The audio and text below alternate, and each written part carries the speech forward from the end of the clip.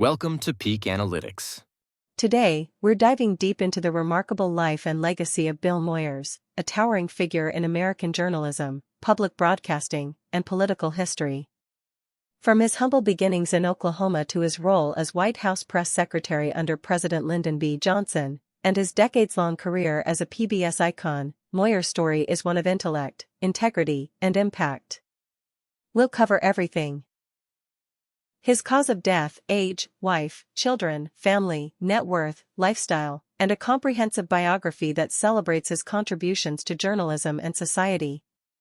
This is a long one, folks, as we honor a man who shaped public discourse with his thoughtful, fearless reporting. So, grab a coffee, get comfortable, and let's get into it. If Bill Moyers' story inspires you or sparks reflection, please hit that like button, share this video with your friends, and subscribe with the notification bell on so you don't miss our deep dives into the lives of influential figures like Moyers. Let's celebrate his legacy together. Bill Moyers, born Billy Don Moyers on June 5, 1934, in Hugo, Oklahoma, passed away on June 26, 2025, at the age of 91. His death, confirmed by his son William Cope Moyers, occurred at Memorial Sloan Kettering Cancer Center in Manhattan, New York, due to complications from prostate cancer following a long illness. Moyers' passing marked the end of an extraordinary career that spanned journalism, public service, and ministry, leaving behind a legacy that continues to resonate through his groundbreaking work in television and writing. His soft Texas drawl, incisive questions, and commitment to truth made him a trusted voice for generations, often described as a secular evangelist for his ability to illuminate complex issues with clarity and humanity. Moyers' personal life was anchored by his 70-year marriage to Judith Davidson Moyers, whom he met as a freshman at North Texas State College and married on December 18, 1954. Judith wasn't just his wife. She was his creative partner and a powerhouse in her own right, serving as president and CEO of their production company, Public Affairs Television. Together, they built a media empire focused on public service, producing iconic PBS series like Joseph Campbell and The Power of Myth and Healing and the Mind. Judith, a member of the American Academy of Television Arts and Sciences, earned multiple Emmys, 2 Peabody Awards, and other honors for her work. She was by Bill's side until his final moments, a testament to their enduring partnership. A light-hearted anecdote from their college days captures their bond. In an economics class, Judith got an A while Bill got a B, prompting him to jokingly question the professor, who quipped, "Had I known she was your wife, I'd never have let that happen." The couple raised 3 children, William Cope Moyers, Alice Suzanne Moyers, and John Davidson Moyers, who each carved their own paths. William, a CNN producer and vice president of public affairs at the Hazelden Betty Ford Foundation, has been open about his struggles with alcoholism, crack addiction, and later prescription opioid addiction. His books, Broken, My Story of Addiction and Redemption and Broken Open, What Painkillers Taught Me About Life and Recovery, include letters from Bill, showcasing a father's love and support through his son's challenges. Suzanne, a former teacher and editor, authored the historical novel Till All These Things Be Done, while John founded TomPaine.com, an online journal of progressive commentary, and held roles with the Sierra Club and the Florence and John Schumann Foundation. Bill and Judith also had 6 grandchildren and 1 great-grandchild, creating a tight-knit family that supported each other through triumphs and trials. The Moyers family faced personal tragedy when Bill's brother, James, who worked in the White House press office, died by suicide in 1966 after battling stomach cancer. Bill stepped in to support James' wife and children financially, showing his deep sense of family responsibility. Moyers' early life was rooted in the working-class town of Marshall, Texas, where he was raised by his parents, John Henry Moyers, a laborer, and Ruby Johnson Moyers. Neither parent had a high school education, and their struggles as farmers during tough times shaped Bill's progressive values and empathy for the underdog. At 16, he began his journalism career as a cub reporter for the Marshall News-Messenger, dropping the Y from his name to become Bill Moyers, a byline he felt suited a sports writer. His talent caught the eye of then-Senator Lyndon B. Johnson, who hired him as a summer intern in 1954. This connection changed Moyers' trajectory, leading him to transfer to the University of Texas at Austin, where he earned a Bachelor of Arts in Journalism in 1956. He also worked at KTBC Radio and Television, owned by Lady Bird Johnson, LBJ's wife. Moyers' diverse education included a year studying church and state issues at the University of Edinburgh as a Rotary International Fellow and a Master of Divinity from Southwestern Baptist Theological Seminary in 1959, where he was ordained as a Baptist minister. Though he briefly preached in Texas, he later called his ministerial path a wrong number, choosing journalism as his true calling. Moyers' career took him from local reporting to the national stage. After working on Johnson's 1960 campaign, he joined the Kennedy administration as Deputy Director of the Peace Corps, 1962-63. Following JFK's assassination, Moyers became a key aide to President Johnson, serving as Special Assistant and White House Press Secretary from 1965 to 1967.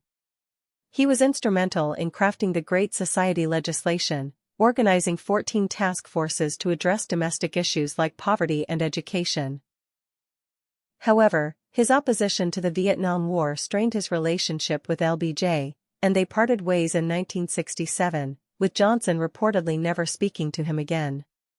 Moyers then became publisher of Newsday, 1967-70, where he hired writers like Pete Hamill and Saul Bellow, leading the paper to 2 Pulitzer Prizes. Clashes with the conservative owner, Harry Guggenheim, ended his tenure, but Moyers' pivot to television defined his legacy.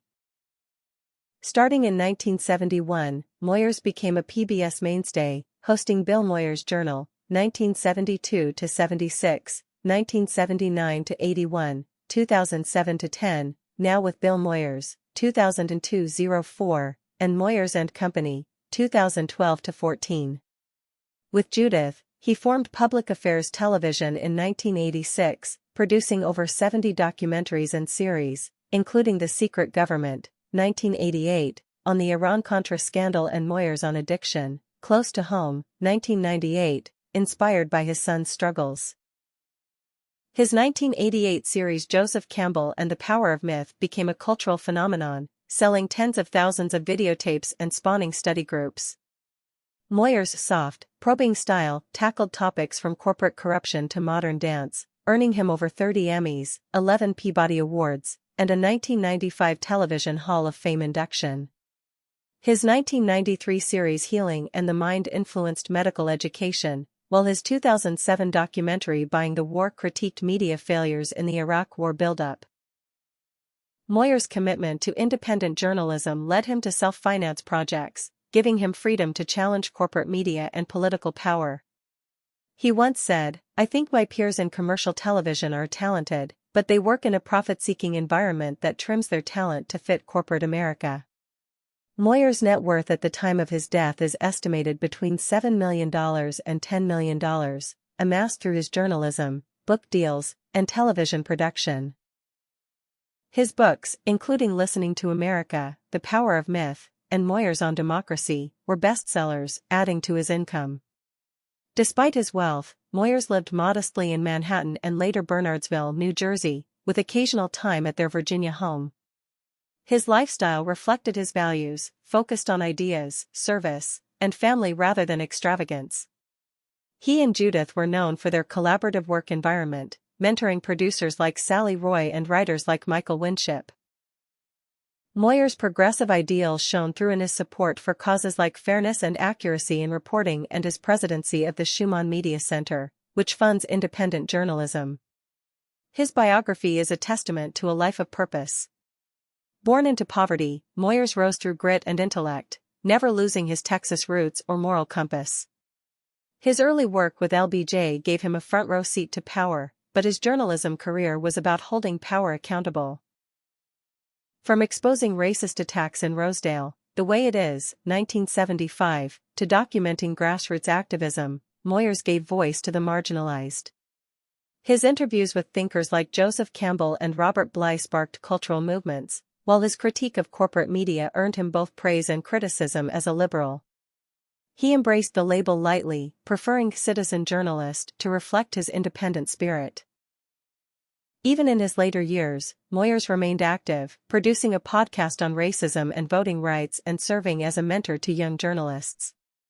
Moyers' death prompted an outpouring of tributes on X, with fans calling him a great man and America's conscience. One post read, "Bill Moyers gave us so much, from his work on the Great Society to his series with Joseph Campbell. His last project, a documentary on Rikers, used the voices of the incarcerated. What a life. Rip." Another noted, "He stood up to LBJ on Vietnam, a man loyal to his country." His influence endures through his archived work at billmoyers.com, a treasure trove of nearly 1,000 programs. Moyers' story reminds us of the power of journalism to inform, challenge, and inspire. What's your favorite Bill Moyers moment? Did his interviews spark new ideas for you, or did his documentaries change how you see the world? Drop it in the comments, and let's honor his legacy together. If this video moved you, please like, share, and subscribe for more stories about incredible lives. Hit that bell so you don't miss a thing. Thanks for watching, and I'll see you in the next one.